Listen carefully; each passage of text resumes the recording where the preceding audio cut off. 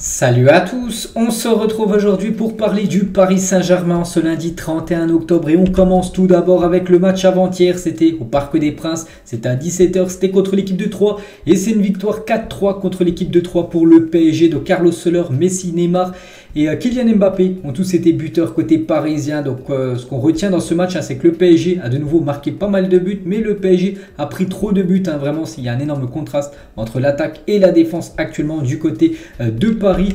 Donc les statistiques du match, donc le PSG a eu beaucoup plus de possession de balle, quasiment 70% de possession de balle, 19 tirs, 11 tirs cadrés, c'est énorme quand même, 4 buts inscrits par cette équipe parisienne. Et le classement de cette Ligue 1 après tous les matchs de la 13e journée, donc le PSG toujours leader et un solide leader, le Paris Saint-Germain 5 points d'avance sur cette équipe de Lens après 13 matchs. Donc voilà, niveau championnat de France, comme d'habitude ça se passe très bien sûr pour l'équipe parisienne.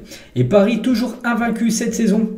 Donc en ce début de saison dans le top 5 des gros championnats européens avec la Première Ligue, Serie A, la Liga ou même la Bundesliga. Donc il y a seulement deux équipes qui n'ont toujours pas perdu, toutes compétitions confondues. Donc il y a l'équipe de Naples et il y a le Paris Saint-Germain. Donc voilà, le PSG pour l'instant imbattable, personne n'a encore réussi à battre cette équipe du PSG. Et plaisir d'offrir, joie de recevoir, c'était la une du journal L'équipe au lendemain de la victoire 4-3 contre l'équipe de Troyes. Donc Christophe Galtier, il a dit il faut corriger ça et garder cette envie de marquer. Donc corriger ça, c'est par rapport à la défense, il faut absolument que la défense soit beaucoup plus fiable qu'elle l'est actuellement, parce que là en Ligue 1, bon ça passe contre 3, mais en Ligue des Champions contre un City ou le Bayern Munich ça ne passera pas. Donc trop d'erreurs sur le plan défensif, encore un mauvais placement sur coup de pied arrêté, il va falloir y remédier. On ne peut pas donner autant d'espoir avec notre potentiel offensif, il y a un très mauvais équilibre sur les transitions, voilà ce que dit Christophe Galtier, ça soit lui ou tout le monde le voit qu'il y a de gros problèmes actuellement en défense du côté de Paris. Le PSG a beaucoup de mal actuellement à faire des clean sheets,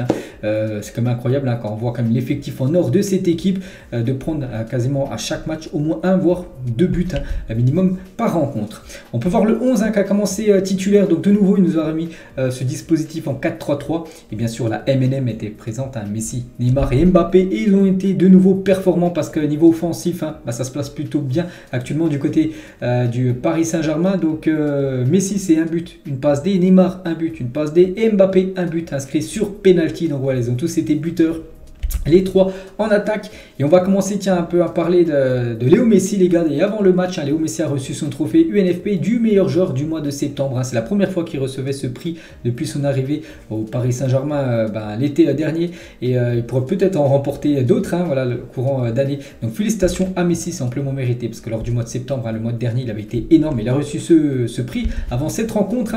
Et Messi, les gars, après 12 matchs de Ligue 1, c'est déjà 7 buts et 17 passes décisives. Il est décisif sur 17 buts en 12 matchs de Ligue 1, Léo Messi, et avec ses 10 passes D, donc il a déjà passé la barre des 10 passes D en championnat. Donc Léo Messi n'a jamais atteint les 10 passes décisives en championnat aussi vite que cette saison en seulement 12 matchs.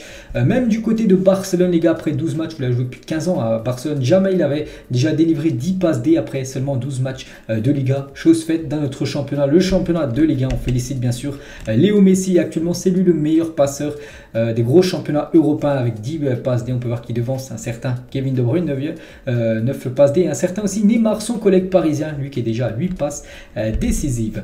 Et toujours avec Messi, avec le PSG cette saison, toute compétition confondue, donc les stats que j'ai montré c'était en Ligue 1, mais si on rajoute la Ligue des Champions et le Trophée des Champions, c'est du 17 matchs, 12 buts et 13 passes décisives, donc en gros décisives sur 25 buts en 17 matchs, Léo Messi, c'est incroyable, on retrouve le grand Léo Messi, et en plus il nous a marqué un but magnifique. En plus l'équipe là à ce moment était mal embarquée parce que c'était la 54e minute, l'équipe de Troyes menait 2-1 et du coup Léo Messi a pris les choses en main, et quand il prend les choses en main ça fait mal, grosse frappe, regardez où il est plus de 28 mètres, 30 mètres à peu près, grosse frappe, le gardien n'a rien pu faire, donc magnifique but de Léo Messi.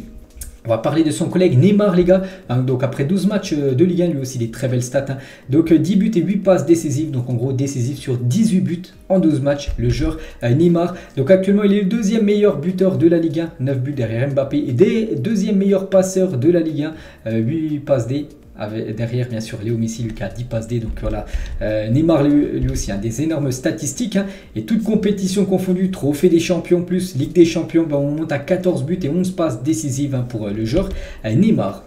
Et c'est vrai que si on regarde Messi, Neymar, leurs stats la saison dernière, sur toute la saison et cette saison bah, c'est bien mieux hein. Donc on commence avec Messi les gars, donc j'ai dit Messi après 17 matchs et 12 buts et 13 passes D. La saison dernière après 34 matchs il était à 12 buts, donc un but de moins déjà que cette saison, alors il avait le double de matchs à jouer et 15 passes D, donc 2 de mieux hein, que cette saison, mais bon voilà, on peut voir qu'il est sur une grosse cadence hein. Et Neymar également les gars, il est déjà quasiment, il a des meilleures statistiques actuellement parce qu'il a marqué déjà un but de plus hein, que toute la saison dernière et délivré 3 passes D de plus que toute la saison dernière en 28 matchs, alors que là il est à 18 matchs.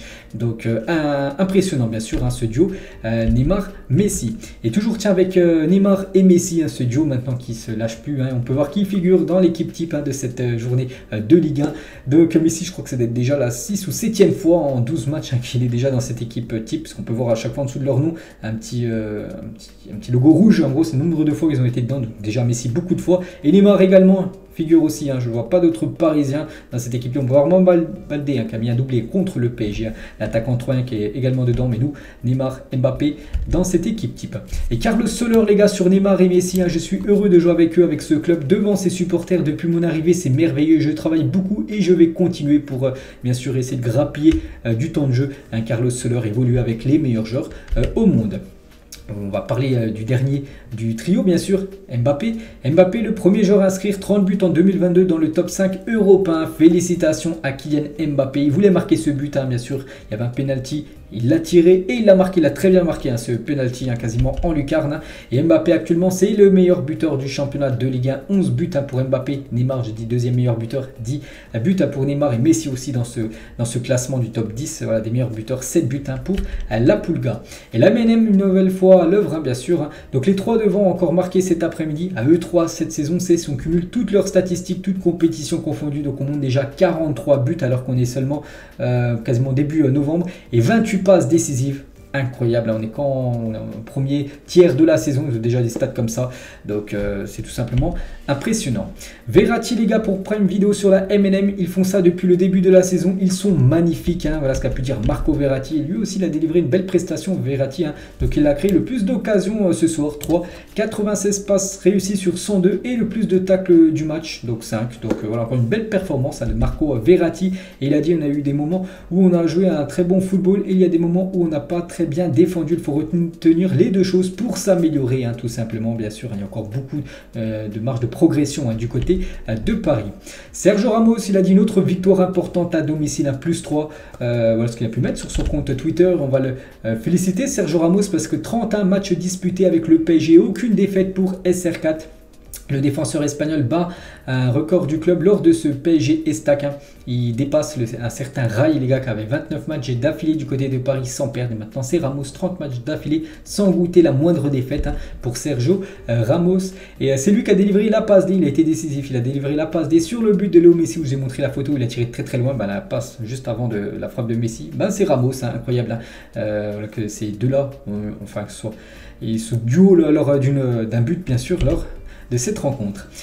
Carlos Soler les gars, semaine chargée en émotions, je profite de chaque opportunité, de la chance que j'ai de pouvoir évoluer au sein de cette équipe. Voilà, il a pu publier quelques photos bien sûr sur ses réseaux sociaux en zone mix. Il a dit je n'ai pas pu disputer beaucoup de minutes, je savais qu'en venant ici dans un club aussi énorme ça serait compliqué parce que bien sûr il y a une énorme concurrence. Ce soir j'ai pu jouer et marquer, je me sens bien actuellement du côté de Paris pour Carlos Soler qui s'améliore quand même. Au début de saison quand il jouait il était pas bon hein. Puis là ça va un petit peu mieux, en plus décisif, il avait marqué contre il a marqué contre 3, donc voilà, plutôt pas mal actuellement Carlos Soler. Et Galtier sur Soler, hein, Carlos a fait un très bon match, il avait pourtant eu du mal pendant les 10 premières minutes, mais il s'est bien ressaisi par la suite, hein, avec ce but inscrit, c'est lui qui a ouvert le score hein, côté Paris Saint-Germain. Grande performance d'équipe ce soir hein, pour Donnarumma les gars. Voilà, qui a pris quand même 3 buts hein, Donnarumma. Bon après il n'y a pas que lui qui est fautif, il y a aussi toute la défense hein, qui est très limitée actuellement. Hein. Nordi Mukele les gars, donc bon travail il a pu mettre hein, sur ses réseaux sociaux. Et Kimpembe, on peut voir qu'il a eu une note de 3 sur 10 hier dans le journal à l'équipe hein, par rapport à sa prestation. Hein, il a commencé titulaire, Marquinhos a été sur le banc, il n'a pas été bon, on va pas se mentir. Hein. Kimpembe, donc après il revenait de blessure, est-ce que c'était le bon choix de Galtier de le mettre directement titulaire? Bon je pense pas, hein, parce que vu le match qu'il a délivré. Mais bon voilà, qui reviennent en forme bien sûr, le joueur Kimpembe. Concernant Hugo Ekitike, je crois qu'il qu'il n'a même pas joué, je ne me souviens pas qu'il est rentré en fin de match. Donc toujours pas de temps de jeu pour Hugo Ekitike qui n'a disputé que 160 minutes cette saison. Et Galtier a réagi par rapport à ce faible temps de jeu pour l'attaquant parisien. C'est à moi, au staff et à ses coéquipiers de le soutenir car on aura besoin de lui à l'avenir. Bon, ça fait quelques temps comme qu'il dit on aura besoin de lui à l'avenir. Bon, pour l'instant, il compte toujours pas sur lui. Peut-être, on pense, après cette Coupe du Monde pour faire souffler les cadres en attaque, la MNM qui va disputer la Coupe du Monde. Donc voilà, peut-être là, ça sera le moment, on va dire, pour Hugo Ekitike. Vitinha en après-match à la MNM, je vois des choses que je n'ai jamais vues auparavant, bien sûr, vu qu'il joue à Porto, et à Porto, bon, il y a des bons attaquants, mais il n'y a pas la MNM devant, et bien sûr, il n'avait jamais vu ça dans le passé, Vitinha. Et il a également dit en après-match sur les deux systèmes tactiques, vous savez, la défense à 5, enfin avec 2 pistons, et le 4-3-3 qu'utilise Galtier actuellement. On doit apprendre à jouer des deux manières, on a des gros joueurs, on doit être préparé à gagner des deux façons, avec les deux choix tactiques. Kendrick Lamar, les gars, donc un rappeur américain, était présent au Parc des Princes pour ce PSG 3, voilà, une petite photo par rapport au VIP qu'il y avait du côté des gradins. Du coup, ce match contre 3, c'est fait, donc il ne reste plus que 3 matchs. Là, c'est vrai, je vous ai élargi le long pas mal de temps, c'est jusqu'au 29 janvier là que j'ai élargi ce calendrier, mais nous il ne reste plus que 3 matchs avant la trêve, synonyme de Coupe du Monde. Donc ce Juventus PSG, ça sera après-demain. Après il y aura un Lorient PSG, Lorient est 3e du classement, donc grosse équipe, et PSG AG Auxerre, voilà le dernier match le 13 novembre avant tout simplement cette Coupe du Monde, bien sûr, cette trêve de Coupe du Monde. Le prochain match contre Lorient, les gars, c'est dimanche prochain, c'est à 13h, un petit, peut-être qu'ils ne savent pas l'horaire, 13h en tout début d'après-midi. Il y a ce match contre la Juventus, bien sûr, avant. Match très important. Et le résultat de la Juventus ce week-end, donc ils préparent bien ce match contre le PSG parce qu'ils ont gagné 1-0 contre l'équipe de Lecce.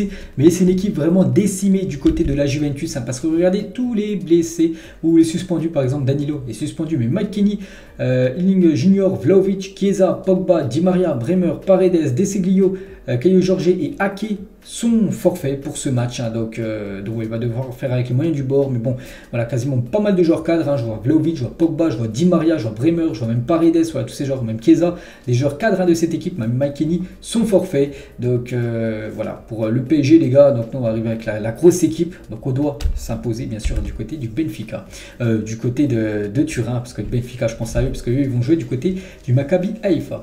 L'entraînement le lendemain de ce PSG Estac, c'était hier matin, les gars, le lendemain de la victoire. Quelques photos, on peut voir Achraf Hakimi, on peut voir Fabien Ruiz, on peut voir aussi Marquinhos, Messi avec Sergio Ramos, ou bien sûr la MNM. Et il y avait aussi les jeunes, les gars, quelques jeunes joueurs de l'équipe U19 se sont entraînés avec l'équipe première, dont Ethan Mbappé qui a pu participer pour la première fois à un entraînement avec l'équipe première. Il a pu évoluer avec son grand frère Kylian. On va parler de Messi, les gars. Le Barça souhaiterait recruter Léo Messi dès janvier d'après le journal Sport. Donc il n'y a aucune chance quand même que Messi quitte le PSG à la mi-saison. C'est impossible que le PSG laisse filer Léo Messi, quasiment le meilleur joueur actuellement du club, en plein milieu de saison, surtout avant le match de Ligue des Champions. Mais bon, le Barça a toujours cet espoir bien sûr de faire revenir la Pulga. Ils aimeraient même dès janvier, alors qu'on parle plus bien sûr de l'été prochain. Et Léo Messi, les gars, toujours avec Sport, serait même en train de snober le FC Barcelone, donc en gros de ne pas répondre à cette équipe du Barça. Donc un proche du président du FC Barcelone aurait essayé de contacter la Pulga à plusieurs reprises quant à un retour. En vain, l'Argentin n'a jamais répondu. Voilà, ce proche du président, Juan Laporta, le président du FC Barcelone, pour essayer de parler avec Messi. Qu'est-ce qu'il pense à faire, donc Messi a peut-être reçu des messages, peut-être des DM Twitter ou Instagram. Il n'a jamais répondu d'après ce qui se dit en Espagne, donc peut-être une bonne nouvelle, on va dire, pour l'équipe parisienne. Peut-être qu'il a envie de continuer l'aventure du côté du PSG, ce serait bien sûr magnifique. N'oubliez pas qu'il est en fin de contrat, en fin de saison. Et il y a aussi ce club de l'Inter Miami qui est de plus en plus confiant pour signer Léo Messi. Donc les pourparlers reprendront après la Coupe du Monde. Le PSG veut toujours renouveler son contrat, le Barça va essayer de le recruter. Donc voilà, bon, après l'Inter Miami, Messi est encore au top, on peut voir actuellement. Je pense pas qu'il va aller du côté de la MLS alors qu'il est encore à un niveau exceptionnel. Il peut encore jouer au Paris Saint-Germain. Donc voilà. La situation bien sûr de Léo Messi, n'oublie pas que le PSG a proposé bien sûr pour Messi de prolonger 2 saisons de plus, soit jusqu'en 2025. On attend sa décision, ça devrait être prise bien sûr après la Coupe du Monde. Lisandro Martinez, un collègue de Messi en Argentine. Comment ça sera la dernière Coupe du Monde de Messi? Non, il est fou, nous allons pas le laisser partir, nous irons en guerre pour lui durant cette Coupe du Monde pour qu'il la gagne tout simplement. Voilà ce que dit Lisandro Martinez par rapport à son capitaine Léo Messi du côté de l'Albiceleste, et Emiliano Martinez, le gardien de cette équipe l'équipe à propos de Léo. Quand il commence à parler, tout le monde se tait, qui que ce soit le manager, le président de l'Argentine, ils se taisent tous quand Messi prend la parole du côté de cette sélection de l'Argentine, tellement qu'il a de l'influence, bien sûr, Messi. Et Léo Messi, il a dit: ma femme me connaît par cœur, bien sûr, ils sont ensemble depuis quasiment l'âge de 13 ans et ils se connaissent très bien, ces deux-là qui ont eu 3 enfants ensemble. On va parler toujours du mercato parisien, libre de tout contrat l'été prochain. Gundogan intéresse très fortement le PSG, bon coup pour les Parisiens. Bah oui les gars, c'est un joueur milieu de terrain et c'est un joueur qui est très intéressant. Pourquoi? Parce qu'il est en fin de contrat avec l'équipe de Manchester City en fin de saison, c'est comme le capitaine souvent de cette équipe de City. Donc bon, il n'y a pas que le PSG, aussi le Bayern qui souhaiterait s'offrir Gundogan, et aussi Manchester City qui aimerait le prolonger, et le PSG les gars, voilà, garde contact concernant Gundogan. Donc voilà, peut-être un joueur qui pourra arriver du côté de Paris, donc ce serait bien sûr une très belle recrue. Concernant ce joueur les gars, le jeune Endrick, donc il y a toujours Paris, aussi le Barça, le Real Madrid, ça va se jouer entre ces 3 clubs là. Concernant la pépite brésilienne Endrick, ce serait énorme d'avoir ce crack brésilien du côté de Paris, il a 16 ans, après il pourra venir jouer en Europe à ses 18 ans, même s'il signe du côté du PSG, il resterait 2 ans du côté de Palmeiras, donc voilà les gars, les énormes clubs qui s'intéressent bien sûr à ce joueur, et le PSG aimerait se l'offrir. Le classement des effectifs les plus chers en Europe, c'est le Paris Saint-Germain en 2e position. L'effectif coûterait actuellement 510 millions d'euros, derrière celui de Manchester City qui coûterait plus de 605 millions d'euros. Donc on sait que le PSG a des joueurs avec de grosses valeurs marchandes. Je pense bien sûr le joueur le plus cher actuellement c'est Kylian Mbappé. Donc voilà, c'est pour ça que les montants bien sûr s'envolent. Et niveau finance, côté Paris, c'est pas ouf. D'après Foot Mercato, on peut voir que la saison dernière, le PSG a enregistré un déficit. Donc en gros, ils ont perdu de l'argent de plus de 370 millions d'euros. Les contrats de Kylian et Neymar, ils sont pour beaucoup. Et Stéphane Guy, les gars, donc c'est cette personne sur RMC, il a dit: le PSG a perdu quasiment 350 millions d'euros sur le dernier exercice après avoir perdu plus de 200 millions d'euros sur la saison d'avant. C'est la folie. Filé à Nasser, le budget de 3, ils sont en R1. Cet homme est incompétent. C'est la politique du carnet de chèques. Voilà ce qu'il peut dire. Il a également dit: l'argent du Qatar est un argent nauséabond qui fait mal au football en profondeur. Les sommes donc des salaires du PSG sont hors sol. C'est indécent. Voilà ce que pense Stéphane Guy par rapport aux finances parisiennes. Zlatan Ibrahimovic, ancien bien sûr attaquant du côté de Paris. Depuis que j'ai quitté la France, tout s'écroule. Il n'y a plus aucun sujet intéressant. Même si vous avez Mbappé, Neymar et Messi en France, ça ne suffit pas parce que vous n'avez pas Dieu. Donc voilà, bon, toujours des déclarations toujours très surprenantes avec beaucoup d'ego. Bien sûr pour Zlatan, on connaît le personnage.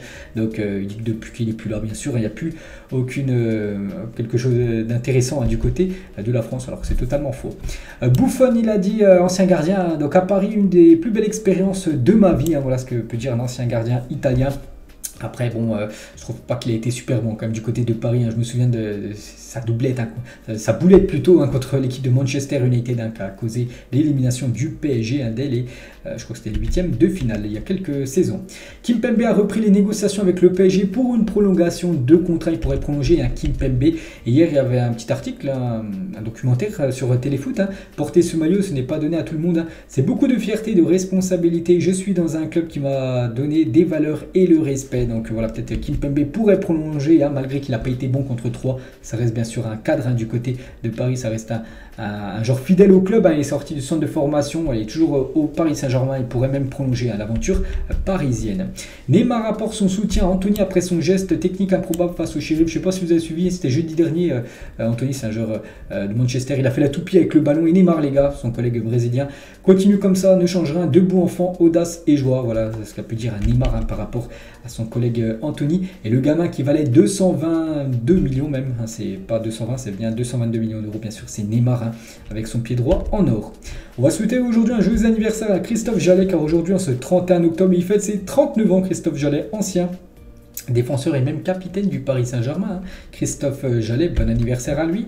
Ce à quoi devrait ressembler le futur maillot du PSG, prédiction à 90%. Il y a 9 chances sur 10 que le futur maillot du PSG devrait ressembler à ça. Il est tout simplement sublime, on va pas se mentir les gars. Et voilà, avec un montage sur un joueur porté les gars. Par exemple Neymar, un nouveau visuel du futur maillot domicile du PSG. Il est tout simplement sublime, ce futur maillot parisien pour la saison prochaine, version domicile. L'équipe féminine les gars se sont imposées les filles 2-0 ce week-end contre Reims. Donc c'est Diani qui a inscrit un doublé. Félicitations bien sûr à elle et félicitations à l'équipe du PSG. Et aujourd'hui en ce 31 octobre, c'est Halloween. Donc le PSG Twitter, un jeu Halloween bien sûr. Il souhaite à tout le monde et quelques photos de stars du PSG en mode Halloween. Neymar, les gars, qu'on a pu voir là sur ses réseaux sociaux. On peut voir aussi Bernat avec un grand, c'est qui à côté? Ben, c'est Fabien Ruiz, les gars, voilà Fabien Ruiz et Juan Bernat. On peut voir aussi Marquinhos, hein, où c'est sa femme qui a mis ça en story Instagram, ou même Donnarumma avec sa copine ou femme, je sais pas s'il est marié. Donc voilà, en mode quelques photos d'Halloween, hein, vu qu'on est le 31. Donc voilà les gars ce qu'il y a à dire aujourd'hui. J'espère que ça vous a plu. On se retrouve, nous les gars, sur cette chaîne. Ça sera mercredi soir à la fin du match, hein, entre l'équipe de la Juventus et l'équipe du PSG pour le débrief. Bonne journée à vous et à mercredi.